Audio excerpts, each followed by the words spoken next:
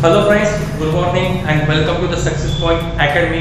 Myself Pankaj Pranath. In last lecture, we discussed and solved some problem based on the practice set 2.6. Okay, so आपण हा question तुम्हाला homework साठी दिला होता आणि तुम्हाला ट्राय करायला सांगितलं होतं की हा क्वेश्चन तुम्हाला सॉल्व्ह करायला दिला होता.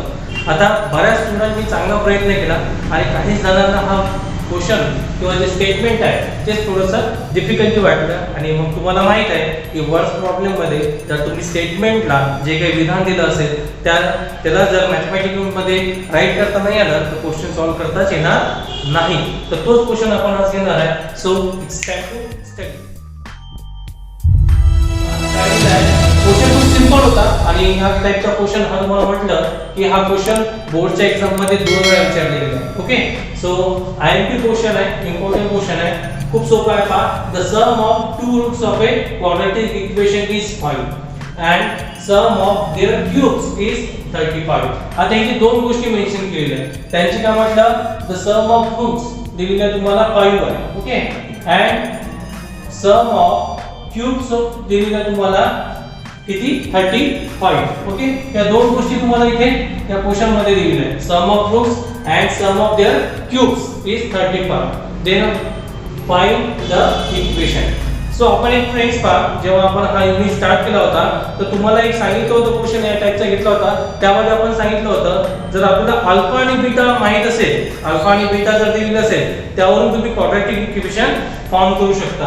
आणि ते कशा पद्धतीने फॉर्म करायचं असते हे पहा. जर अल्फा आणि बीटा हे जर दोन रूट्स असतील तर आपण लिहिलं होतं quadratic equation we can get the quadratic equation x square minus alpha plus beta into x plus alpha into beta equal to 0. तर अशा पद्धतीने तुम्हाला जर अल्फा आणि बीटा म्हणजे रूट्स दिलेले असेल तर तुम्ही ते क्वाड्रॅटिक इक्वेशन फॉर्म करू शकता. ओके, मग आता त्यासाठी काय पाहिजे आपल्याला की अल्फा आणि बीटा म्हणजे सम ऑफ रूट्स माहित पाहिजे आणि काय पाहिजे अल्फा इंटू बीटा म्हणजे प्रॉडक्ट ऑफ रूट्स माहित पाहिजे. मग आता त्याच गोष्टीचा वापर करून इथे फाइंड आउट करायचं आहे. आता इथे काय दिलेलं आहे पहा, the sum of two roots of a quadratic equation is 5 and sum of their cubes mentioned आहे इथे cubes is 35. find the equation. आता फर्स्ट ऑफ ऑल यामध्ये तुम्हाला रूट्स कोणते आहे माहित आहे का नाही, तर मग आपल्याला सपोज करावं लागेल की आपल्याला माहित नाही की ते मूळ कोणते आहे, रूट्स कोणते आहे. तर आपण सपोज करू let alpha and beta be the roots of given quadratic equation और रिक्वायर्ड क्वाड्रॅटिक इक्वेशन. सो आपण काय इथे करणार सोल्युशन मध्ये let alpha and beta are the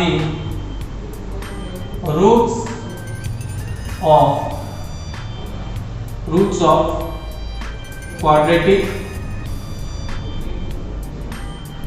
equation. Okay, आपल्याला माहित नाही तर आपण काय म्हटलं alpha and beta are the roots of that quadratic equation जे आपल्याला फॉर्म करायचं आहे. त्याचे रूट्स काय आपण कन्सिडर करू की अल्फा आणि बीटा हे त्या वर्ग समीकरणाचे मूळ आहेत असे मानू. ओके, मग तुम्हाला पहा काय काय दिलेलं आहे गिवन मध्ये. पहिली बात लाइन रीड करा. The sum of two roots of a quadratic equation is 5.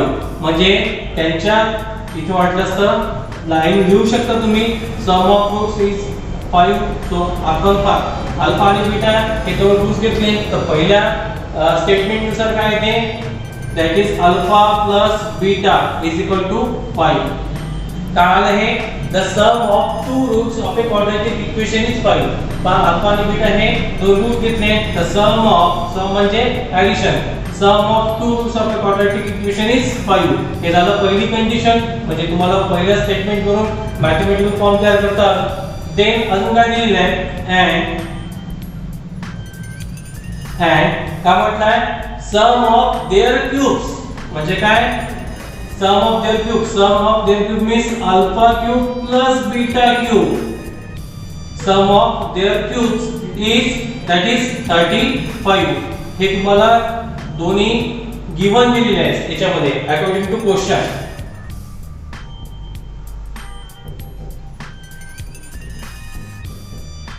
According to question म्हणजे क्वेश्चन मध्ये जे दिलेलं आहे त्यानुसार दिलेलं आहे sum of roots is 5 first statement आणि सेकंड स्टेटमेंट काय sum of their cubes is 35 sum of their cubes of is 35 इथे स्क्वेअर म्हटलं असतं तर मग आपण alpha square plus beta square is equal to 35 दिलं असतं इथे क्यूब म्हटलं नाही so sum of their cubes is 35 या दोन मेन कंडिशन होत्या ओके नाउ आता आपल्याला माहित आहे now alpha plus beta whole cube we know that the expansion formula of a plus b whole cube just apply it काय ना a cube means alpha cube plus 3 alpha square beta plus 3 alpha beta square plus beta cube हा तुमचा expansion formula आहे a plus b whole cube नुसार okay so याचा formula आहे तो इथे तुम्ही रिझन लिहित आहे इथे स्पेस नाही म्हणून मी खाली लिहित आहे तुम्ही साइडने थिंक वर्क करून रिझन लिहायचं ओके काय ना a cube plus 3 a square b plus 3 ab square plus b cube हा एक्सपान्शन फॉर्म्युला इथे आपण अप्लाय केला आहे ओके मग आता ज्या ज्या व्हॅल्यू तुम्हाला दिलेले आहे ते पुट अप करू किंवा मग वाटल्यास ते कॉमन काढून घेऊ पहिले आपण पहा alpha plus beta whole cube is equal to हे अल्फा क्यूब ही टर्म आणि ही टर्म आपण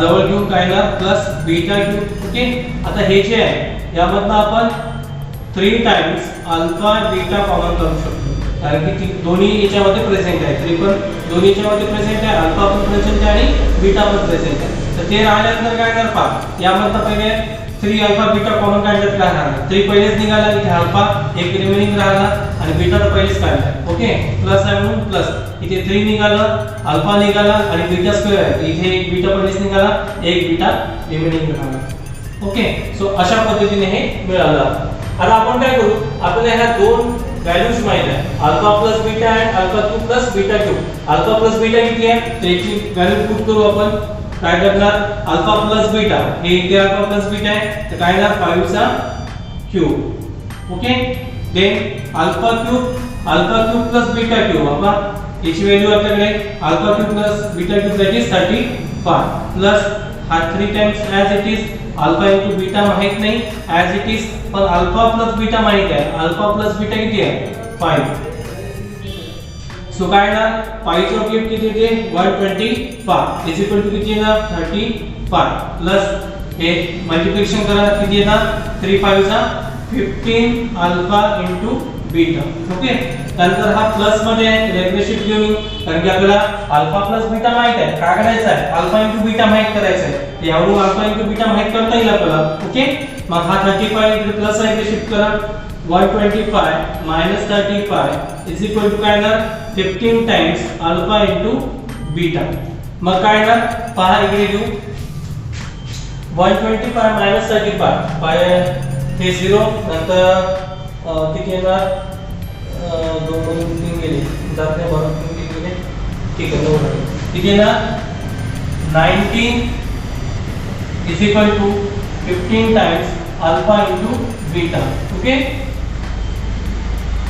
पहा हे काय केलं यांचं सबट्रॅक्शन 125 मायनस 35 केलं तर किती राहते रिमेनिंग 90 आणि हा 15 अल्फा बीटा पण आपल्याला रिक्वायर काय कशाची व्हॅल्यू करायची अल्फा इनटू बीटाची व्हॅल्यू करायची सो काय करणार आपण अल्फा इनटू बीटा काढायचे इथेच ठेवणार हा इथे पहा यांच्या प्रोडक्ट मध्ये मल्टिपल मध्ये त्याला शिफ्ट करा कशामध्ये जाणार डिवाइड मध्ये जाणार ओके 15 1 जा 15 15 6 जा 19 सो काय आलं 6 is equal to alpha into beta so therefore write alpha into beta is equal to 6 आता पहा लक्ष द्या then we have to find that equation मग आपण इथे लिहू therefore the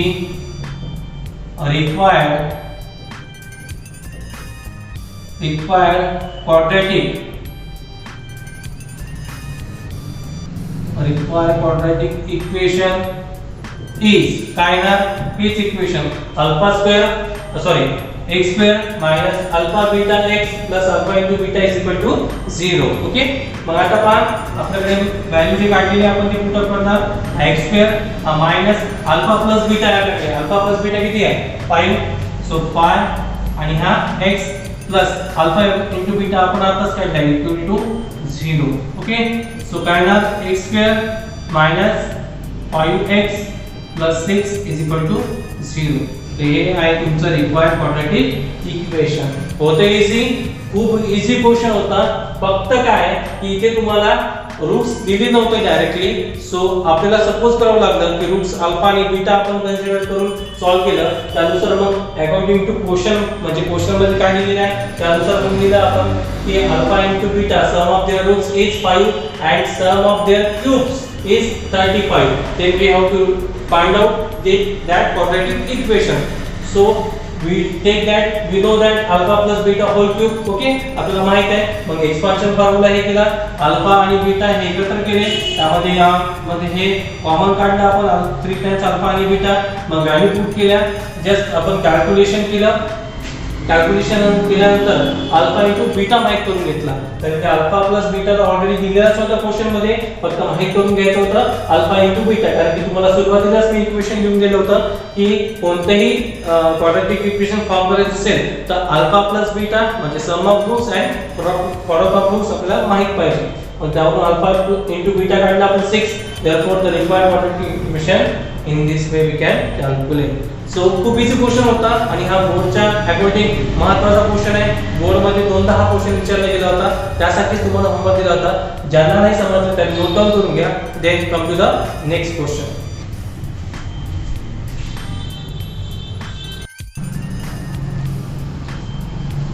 now come to the next question friends which is very important. आता हा क्वेश्चन तुमचा क्वेश्चन नंबर 6 आहे प्रॅक्टिस सेट 2.6 मधला, which is very important. आणि पहा तुम्हाला स्टेटमेंट जेवढं दिलेलं आहे क्वेश्चन इथपर्यंत हा क्वेश्चन. सो बऱ्याच जणांचं काय होतं की स्टेटमेंट मोठा दिसला किंवा प्रॉब्लेम मोठा दिसला की ते आपण क्वेश्चनच करणं टाळतो. पण हा बोर्डच्या according two point of view पाहिला तर हा इम्पॉर्टंट क्वेश्चन. स्टेटमेंट जरी मोठं दिसलं तरी हवा तेवढा प्रॉब्लेम हा डिफिकल्ट नाहीये. फक्त तुम्हाला काय करावं लागेल, स्टेटमेंट व्यवस्थित केअरफुली रीड करायचं आहे आणि त्याला मॅथमॅटिकल फॉर्म मध्ये कन्वर्ट करायचं आहे. हे करू शकला तर मग तुम्हाला हे क्वेश्चन डिफिकल्ट वाटणार नाही. सो पहा, डोंट वरी. पहा काय दिलेलं आहे, mister Kasam runs a small business of making earthen pots. Mister कासमनी एक छोटासा बिझनेस चालवतात अर्धन पॉट्सचा. Okay, he makes a certain number of pots on daily basis. आणि दिवसामध्ये काहीतरी ते पॉट्स बनवण्याचं काम करतात. ते किती बनवतात ते आपल्याला माहिती नाही, पण रोजचे काही ना काही ते पॉट्स करतात. ओके, तयार करतात.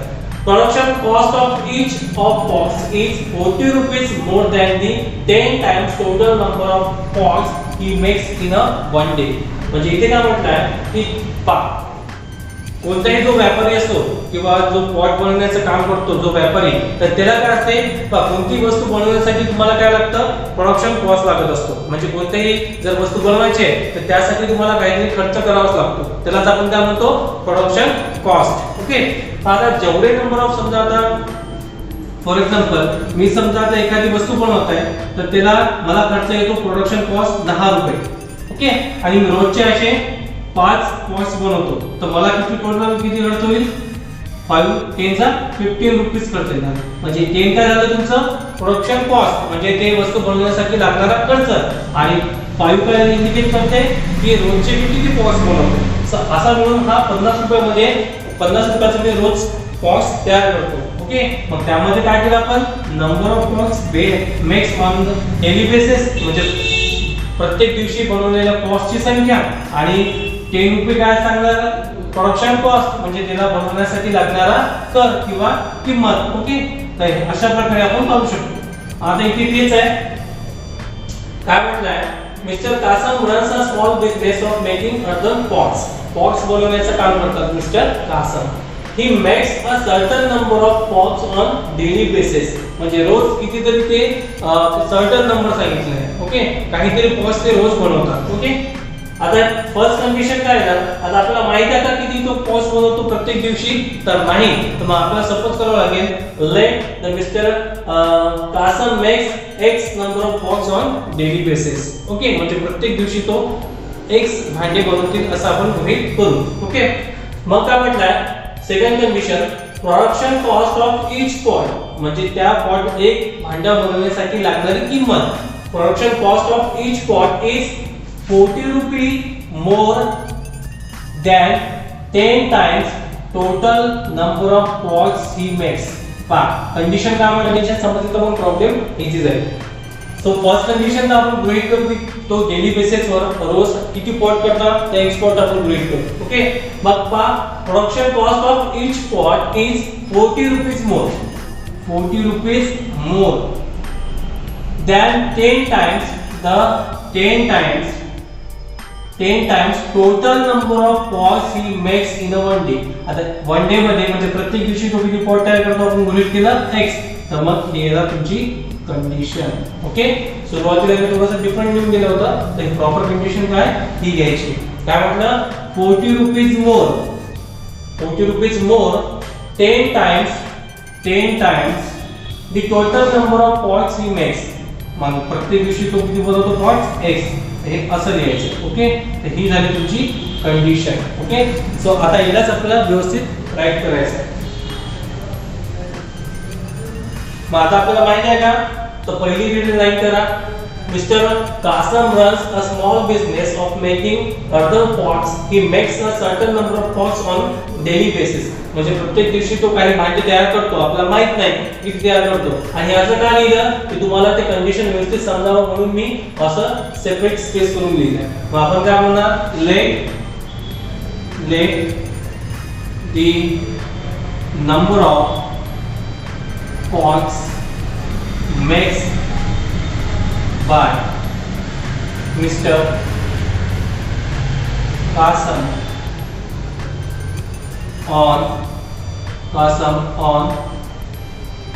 the number of pots mixed by Mr. Kasam on daily basis B X pots. आपल्याला माहित नाही की रोज किती तो भांडी तयार करतो तर आपण काय म्हटलं की number of pots makes by mister Kasam on the daily basis be x pots म्हणजे तो x भांडे रोज बनवितो. ओके त्यानंतर काय म्हटलं मग दिलेल्या condition production cost of each pot and production cost of each pot. प्रत्येक दिवशी तो म्हणजे जे काही भांडा बनवण्यासाठी लागणारी किंमत ती दिली जाते देखो. काय म्हटलंय 14 times more than 10 times the total number of pots he makes. आपल्याला टोटल नंबर माहित नाही किती बनवतो तो किती सपोज केलं होतं आपण x. ते ही झाली तुमची condition.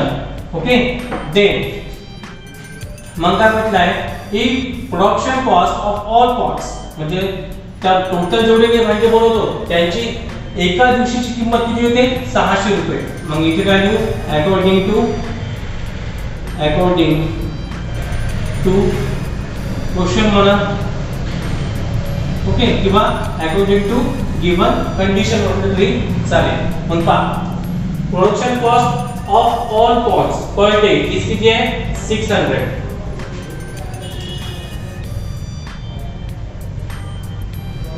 Production cost of all pots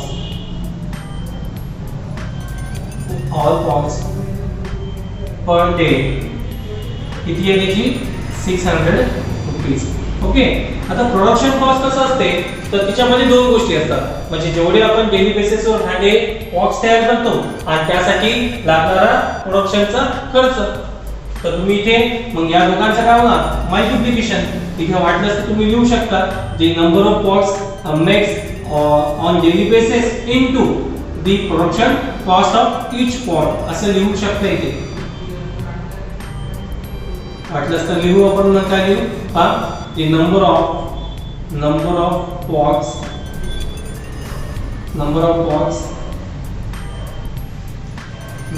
pots makes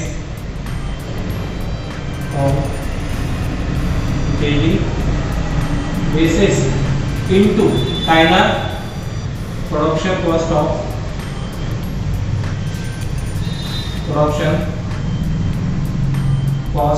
of each pot is equal to मी तुम्हाला सुरुवातीला सांगितलं होतं, मी समजा एक भांडं तयार करायचं, पॉट तयार करायचं आहे, त्यासाठी समजा 50 रुपये खर्च लागत असेल, हे झालं प्रोडक्शन कॉस्ट, म्हणजे भांडे बनवण्यासाठी, पॉट्स तयार करण्यासाठी लागणारी किंमत, खर्च. ओके. आणि मी असे 10 रोजचे बनवत असेल, नंबर ऑफ पॉट्स किती बनवत आहे मी 10, तर हा झाला टोटल खर्च किती झाला, किती 500. ओके. त्याच पद्धतीने केलं पहा, number of pots makes on daily basis, म्हणजे रोज किती तो पॉट्स बनवतो, इनटू काय असते प्रोडक्शन कॉस्ट आणि टोटल खर्च इथे येणार. ओके. मग पहा, number of pots makes on daily basis किती होतं आपलं x, सो इथे येणार x इनटू, तर मी ब्रॅकेट घेतो, आणि production cost of each pot आपण ऑलरेडी काढला किती आहे 10x प्लस किती आहे 40, आणि टोटल एका दिवशी जेवढे काही टोटल भांडे बनवतो, पॉट्स तयार करतो, त्याचा किती येतं 600 रुपये. ओके. सो हे अशा पद्धतीने घ्यायचं. मग आता इकडे राईट करू आपण, काय ना यानी x ने मल्टीप्लाय करा, काय ना 10x² plus 14x is equal to काय ना 600. सो आता इथे नंबर्स तर खूप मोठे दिसत आहे, आपण एक काम करू, याला रिड्यूस करून टाकू. रिड्यूस करायचं आपण 10 ने डिवाइड करून टाकू. सो 10 ने डिवाइड केलं काय ना x² plus 4x equal to काय ना 60. जेव्हा आपण 10 ने डिवाइड करतो 14 डिवाइडेड बाय 10, हा 0 कॅन्सल होत असतो. 600 ला 10 ने डिवाइड केलं तर हा 0 कॅन्सल, म्हणजे काय राहते 60. ओके. सो इथे काय रिझन लिहून घ्या वाटलं तर तुम्ही इथे divided by 10 on both side. Okay. मग आता हे आपल्याकडे क्वाड्रॅटिक इक्वेशन आलं, काय आलं x² प्लस 4x इकडे शिफ्ट करून घ्या, -60 इज इक्वल टू 0. हा इकडे +60 होता, तर इकडे शिफ्ट केलं तर काय झालं -60. आता हे तुम्हाला मिळालं क्वाड्रॅटिक इक्वेशन. सो हे क्वाड्रॅटिक इक्वेशन हवा त्या मेथडने तुम्हाला इझी जात असेल, त्या मेथडने तुम्ही सॉल्व करायचं आहे, आणि हा तुमचा आजचा होमवर्क आहे. मी इथपर्यंत सॉल्व करून दिला हा पोर्शन. तुम्हाला क्वाड्रॅटिक इक्वेशन सॉल्व करायचं आहे, मग आयदर तुम्ही फॅक्टरायझेशन न जा किंवा कम्प्लिटिंग द स्क्वेअर मेथडने जा और बाय युजिंग फॉर्म्युला. सो अशा पद्धतीचा हा क्वेश्चन होता. हा क्वेश्चन तुम्ही 2 वेळा राईट करून मला पाठवायचा आहे, आणि त्याचबरोबर हे पुढचं पण तुम्हाला सॉल्व करून पाठवायचं आहे. आणि तुम्हाला काढायचं आहे, काय फाइंड आउट करायचं आहे, यामध्ये 2 गोष्टी फाइंड आउट करायच्या तुम्हाला. Find the production cost of one pot. Production cost तुमच्याकडे माहित आहे, पहिले x फाइंड आउट करून घ्यायचा त्याच्यामध्ये, आणि याच्यामध्ये निगेटिव्ह असेल तर पॉटची संख्या कधी पण काय असते निगेटिव्ह तर नसणार, मग यामध्ये x ची पॉझिटिव्ह व्हॅल्यू घ्यायची. मग तुम्ही काढणार production cost of each pot, याच्यामध्ये x ची व्हॅल्यू पुट करा, तुम्हाला प्रोडक्शन कॉस्ट माहित होते. आणि दुसरा विचारलं नंबर ऑफ पॉट्स किती बनवतो, त्याच्यामध्ये ही व्हॅल्यू पुट करा. सो ह्याच 2 याच्या लाईनवर तुम्हाला शेवटच्या फाइंड आउट करायचे. सो हा क्वेश्चन आय होप तुम्हाला समजला असेल. खूप इंटरेस्टिंग क्वेश्चन होता आणि सोपा पण होता. ओके. फक्त त्याला प्रॅक्टिस करा आणि मला सॉल्व केल्यानंतर व्हॉट्सअपवर सेंड करायचं आहे. Till then thank you so much and take care.